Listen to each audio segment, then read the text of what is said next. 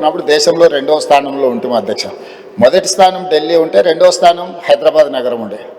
ఈరోజు 10-12 సంవత్సరాల నిర్లక్ష్యం వల్ల దేశంలో 9వ స్థానానికి మెట్రోలో మనం పడిపోవడం జరిగింది అధ్యక్ష. అందుకే ఈరోజు వీటన్నిటిని దృష్టిలో పెట్టుకొని మనం ఒక కార్యాచరణను తీసుకున్నాం, తెలంగాణ రైజింగ్ 2047. ఇందులో 3 జోన్లుగా మనం విభజించుకోవడం జరిగింది. Cure, pure, rare. క్యూర్ అంటే outer ring road inside 2073 square కిలోమీటర్లు, 1,34,00,000 జనాభా ఉన్నారు అధ్యక్ష. ఈ ప్రాంతం ఈరోజు కాలుష్యంతో కూడుకున్న పరిశ్రమలు ఉన్నాయి, రెడ్ కేటగిరీ ఇండస్ట్రీస్ ఉన్నాయి, ఆరెంజ్ కేటగిరీ ఇండస్ట్రీస్ ఉన్నాయి, సర్వీస్ సెక్టర్స్ ఉన్నాయి, చిన్న చిన్న వ్యాపారాలు ఉన్నాయి, అదేవిధంగా కూరగాయల కేంద్రాలు ఉన్నాయి, మార్కెట్స్ ఉన్నాయి, బేగం బజార్ లాంటి ప్రాంతాలు ఉన్నాయి, కొత్తపేట ఫ్రూట్ మార్కెట్. ఇట్లా విపరీతమైన రద్దీ ఉండి ట్రాఫిక్ను నియంత్రించలేనంత పరిస్థితి ఈరోజు మనకు ఎదుర్కొంటున్నాం అధ్యక్ష.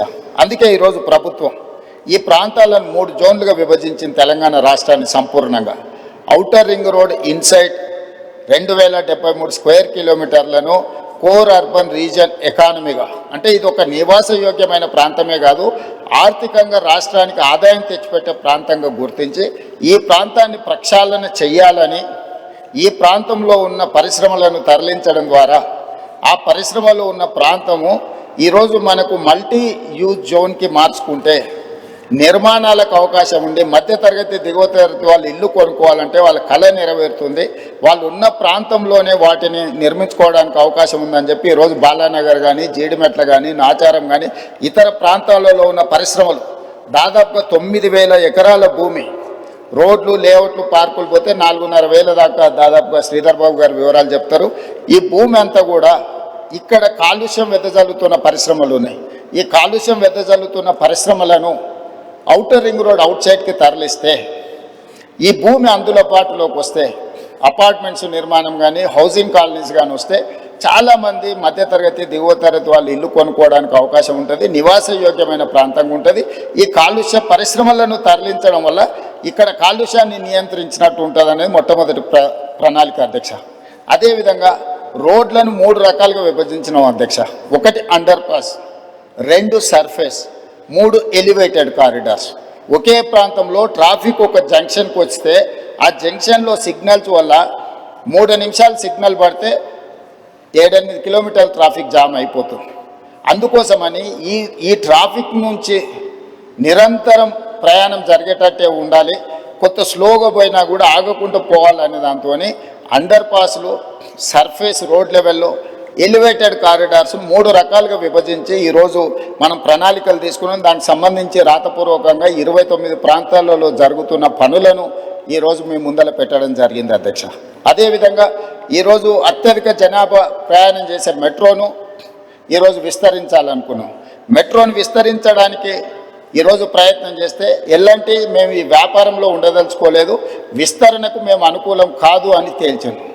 కేంద్ర ప్రభుత్వం ఏం నిబంధన పెట్టిందంటే మీరు విస్తరణకు ఎల్ఎన్టీ అయినా ముందుకు రావాలి, లేదు అంటే ఆ ఎల్ఎన్టీ సంస్థను రాష్ట్ర ప్రభుత్వం అయినా స్వాధీనం చేసుకోవాలి.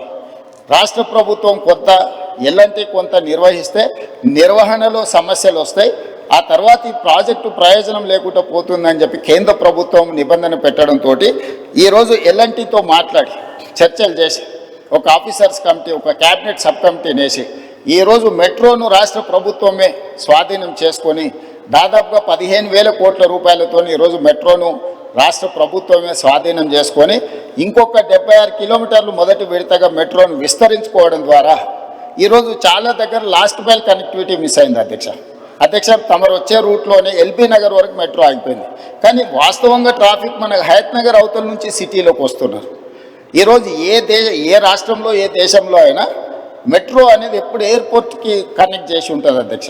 మన దగ్గర ఎయిర్పోర్ట్కి కనెక్ట్ లేదు అధ్యక్ష. అందుకే ఈరోజు నాగోల్ నుంచి ఎల్బీ నగర్ నుంచి ఓఎస్సీ హాస్పిటల్ నుంచి చంద్రాయన్గుట్ట నుంచి రాజేంద్ర నగర్ నుంచి శంషాబాద్ నుంచి మనం ఎయిర్పోర్ట్ కనెక్ట్ చేస్తున్నాం అధ్యక్ష. అదేవిధంగా ఈరోజు గౌలిగూడ దగ్గరకు వచ్చి ఆగిపోయింది అధ్యక్ష. ఓల్డ్ సిటీలో ఎప్పుడు మెట్రో విస్తరించాలని ఆనాటి ప్రభుత్వం మంజూరు చేసిన తర్వాత తెలంగాణ రాష్ట్రంలో పనులు ముందుకు జరగలేదు. అందుకే ఈరోజు గౌలిగూడ నుంచి ఫలక్నామా నుంచి చంద్రాయణగుట్ట జంక్షన్కి ఈరోజు మెట్రో కనెక్ట్ చేస్తున్నాం. ఐటీ పరిశ్రమలు ఉన్న ప్రాంతం రాయదుర్గం వరకు మెట్రో వచ్చింది. కానీ ఫైనాన్షియల్ డిస్ట్రిక్ట్ అదేవిధంగా నియోపోలిస్లో ఈరోజు లక్షలాది మంది ఐటీ ఉద్యోగులు పనిచేస్తున్నారు.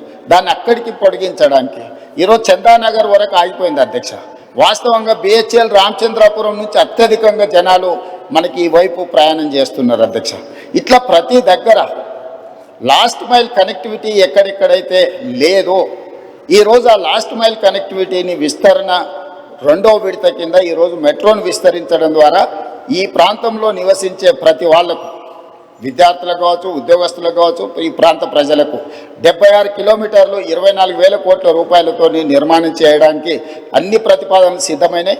ఇప్పుడు ఈ నెలాఖరు వరకు కానీ లేకపోతే ఏప్రిల్ నెలలో ఎల్ఎన్టీ నుంచి మనం మెట్రోని స్వాధీనం చేసుకుంటే భవిష్యత్ కార్యాచరణ ముందుకు వెళ్తుంది. కేంద్ర ప్రభుత్వం కూడా సానుకూలంగా స్పందించింది భవిష్యత్తు విస్తరణ కోసం మెట్రో విషయంలో సంబంధించి అధ్యక్ష.